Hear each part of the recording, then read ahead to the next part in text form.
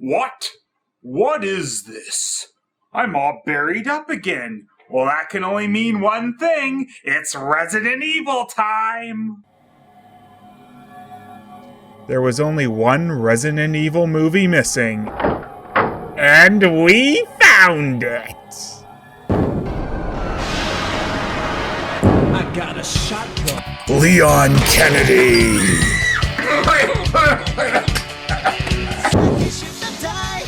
Claire Redfield! Angela something!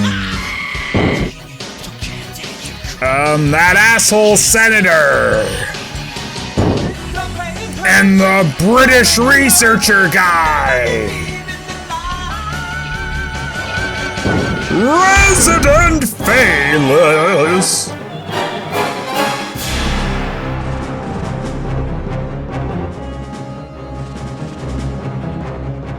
That's right, it's finally time to review Resident Evil Degeneration. Were you expecting something else? Resident Evil Degeneration is a CG film which actually occurs within the canon of the game's storyline and takes place between Resident Evil 4 and 5. And in this film, we get Leon Kennedy and Claire Redfield, the protagonists from the second game, returning as two of the main characters. And it's really great we get Paul Mercier, who voiced Leon in Resident Evil 4, returning to do it here, and it's a huge plus that we also get Alison Court returning to voice Claire, as she's done Claire throughout the whole series. Oh, and the same voice actress returns for Hunnigan as well. So while it's definitely great to see Leon and Claire both back here, their character models are kinda different. Claire's looks pretty good though, there isn't any real drastic change there, and it's been a while since we've seen her. Leon, on the other hand, we had just seen in Resident Evil 4, and what happened to him? There's really no reason his character model should have changed this much. It's almost like a reverse anime thing going on here. You know, when an anime makes a character who's supposed to be Japanese look Caucasian? Leon at least seems to have some kind of Asian look to him here for whatever reason. But looks are hardly the only problem with Leon in this movie, because he, well... Leon? What are you doing here? I could ask you the same thing. Is this it? Yep. Reinforcements? None. We're getting out alone. Is it too much to hope you at least have some sort of a plan? We're gonna run across the lobby. I didn't think its use would be sanctioned this quickly. Then the human testing that took place in India... An attack by terrorists that somehow got hold of the T-virus. A vaccine, secretly developed by Will Pharma. It was a success.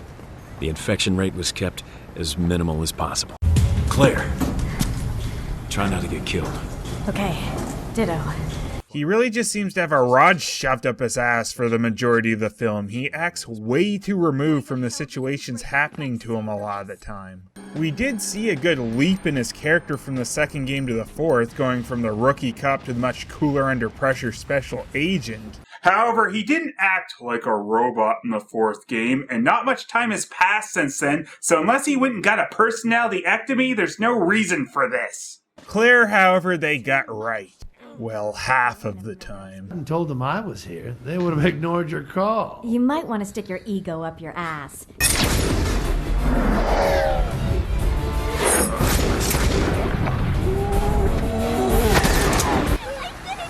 I can't stand kids. They're a real pain in the ass. Oh, bastard! There's also a great bit where the only weapon available to Claire is something that looks awfully familiar. Never saw this coming. I love Claire. She's awesome. Shut up! Ugh, it's finally over! However, at other times in this movie, they give her these really durr moments where she goes all wide-eyed over nothing. Join me for a late afternoon tea. Oh yeah, I'd love to have tea with you. From the right, the levels ascend from 1 to 4. The higher the number, the higher the danger level. Rest assured, however, that there are stringent safety measures in place in the unlikely event a problem occurs. If anything positive rose from the ashes of Raccoon City... Wow, look at the pretty map. Also, Claire gets really underused in this movie. In the scene where she does actually shoot some zombies, she hands the pistol right back to Leon despite still being in danger, and in the last part of the movie her leg gets injured, keeping her from any real action again. There's also an odd Claire moment at the start when a security officer drops a zombie with a bunch of chest shots. Claire never once says, "Oh yeah, you need to put one in its head to actually kill it." In fact, that's kind of one of the more ridiculous things in this movie. Leon seems to be the only one to know and tell this information despite the Raccoon City incident now being infamous. Those infected with this virus will attack other people, anyone without exception. In all cases, the people that are bitten become infected themselves and go on to attack others. The only way to stop the spread of infection is to destroy the infectees' brains. Destroy their brains? Shoot them in the head. And these are special agents too. Why wouldn't they know? And in fact, despite being told to shoot them in the head, neither of them listen. And actually, one of our other main characters here, Angela, purposely kneecaps one of them. It's a zombie! Shoot it in the head! Leaving it on the floor just gives it an opportunity to bite you on the leg! And actually, Angela's just pretty dense throughout this whole movie, and due to convenience, one of the main antagonists is her brother, and when he injects himself with the G-Virus and turns, she just freaking stands there right beside him so the soldiers don't have a clear shot. It wants you because of your blood connection. It sees you as a breeding tool. That thing isn't your brother anymore. Oh yeah, when you're infected with the G-Virus, you become an incestuous, icky person. Ugh. And I wonder if her brother knew that before infecting himself. Her brother was part of a terrorist group that was attacking with T-Virus outbreaks, which I think is actually a pretty cool idea. Though the terrorists are a bunch of idiots, because their main aim with this is to get the government to out its members that were involved with Umbrella. So basically, they're so angry that Umbrella made zombies that they're infecting innocent people and making more. And Angela's brother Curtis is even worse, as his family died in Raccoon City, and he has the gall to go kill more innocent people with his terrorist bullshit, and Angela even tries to defend him a little at the end. All the terrorist incidents were demonstrations staged for General Grande's benefit. Sort of a twisted sales pitch. And my brother was just a tool to them. He was used. This doesn't absolve Curtis of what he did. Now the story, like pretty much everything in this film's a mixed bag. Some things I thought really worked, while others... yeah. Yeah? Now, there is actually a good amount of misdirection going on here, which I rather like. There's a company called Will Pharma, which is made out to be pretty much the next Umbrella at first, but then we find out they are actually made to look bad by the terrorists, and actually have created a working T-Virus vaccine. The character Senator Davis is pretty much a cartoon villain with how over-the-top asshole-ish he is. Gah! What tar pit did this crap ooze out of? I'm sorry, I'll get you another. I don't care what it takes. Just get rid of them now! You okay? Do I look like I'm okay?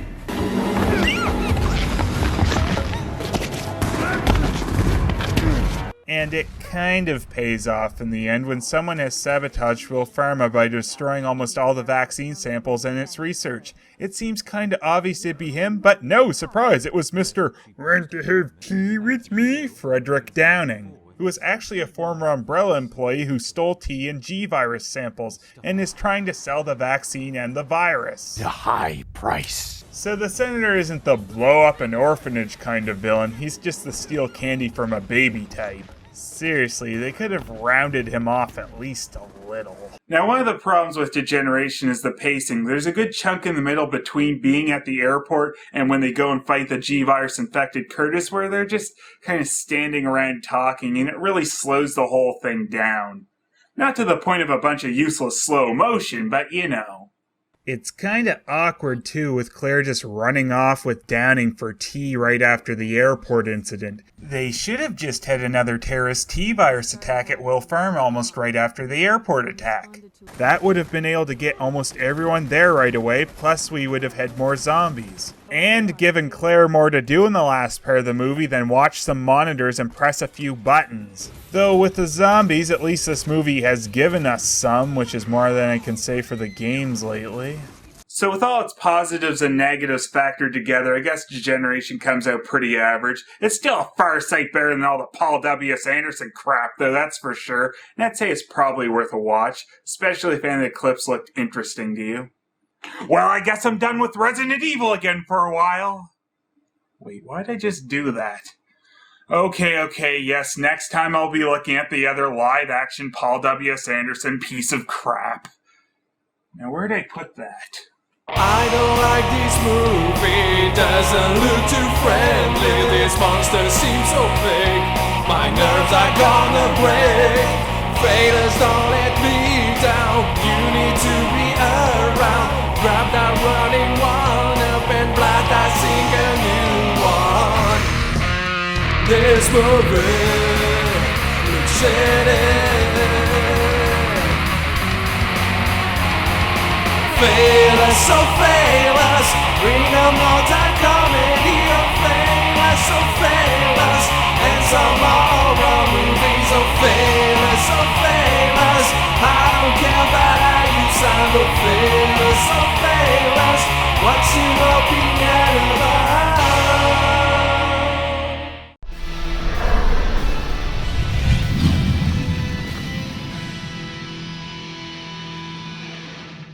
Okay, yeah, I'll be doing the... okay, I'll be doing the other Resident Evil Paul W...